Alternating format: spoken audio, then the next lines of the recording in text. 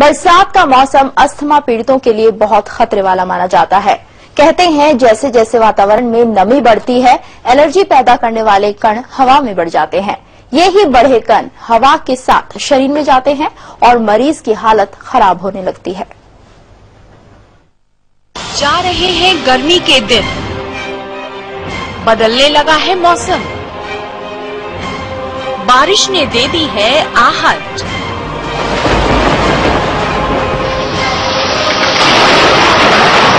कई जगह पड़ रही हैं फुहारें।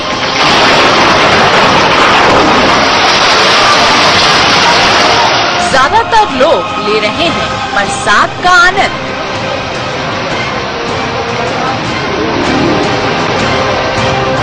लेकिन कुछ के लिए तकलीफ लाया है ये मौसम।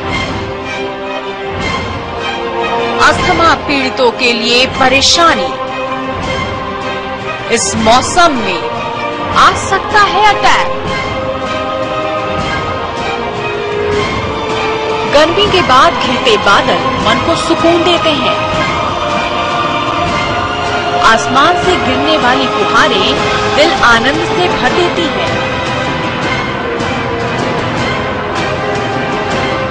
बदला मौसम खास चैन लेकर आता है। ज्यादातर लोग इसका खूब मजा लेते हैं।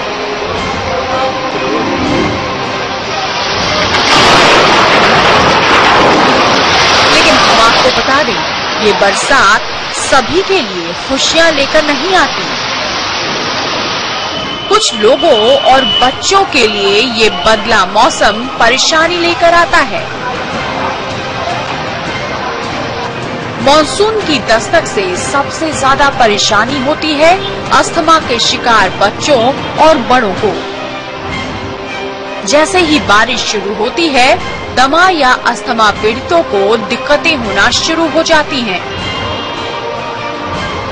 ये परेशानी देखने को मिलती है कि इसको ब्रीदिंग प्रॉब्लम अचानक जैसे ही मौसम बदलता है, मौसम बदलते ही इसको सांस लेने की प्रॉब्लम आती है।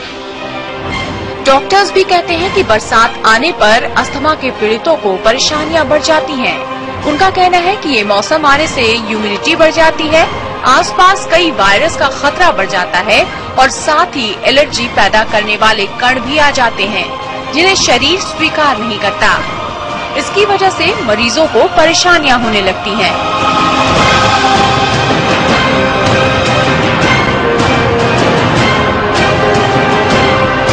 इस मौसम में कई बार पीड़ितों को अस्थमा के अटैक भी आते हैं।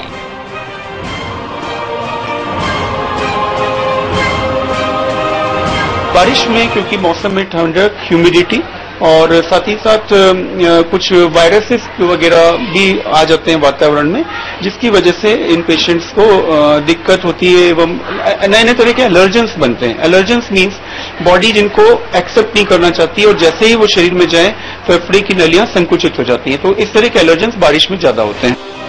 अस्थमा सांस की ऐसी बीमारी है जो नवजात शिशुओं से लेकर किसी भी उम्र के इंसान को हो सकती है, जिसमें ब्रोंक्स में सूजन के चलते श्वास नलियों में संकुचन हो जाता है, जिससे सांस लेने में परेशानी होती है।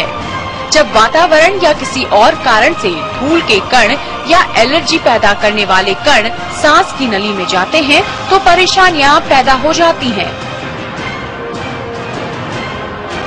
अस्थमा होने पर तेज खांसी होती है, रुक रुक कर खांसी आती है, सांस लेने में तकलीफ होती है, सांसें तेज चलती हैं और सीने में सीटी सी आवाज आती है।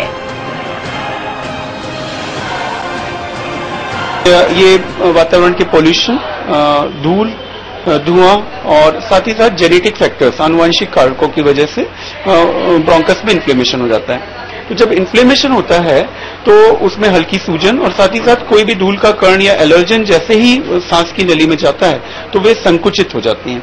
संकुचित होने की वजह से मरीज को खांसी होना, सांस लेने में तकलीफ होना, सांसों का तेज हो जाना, सीटी जैसी आवाज होना। जैसे कोई भी नली संकुचित हो जाएगी तो वहां से जब हवा जाएगी तो सीटी जैसी आवाज आ सकती है, तो वो ये सब शुरू हो जाता है।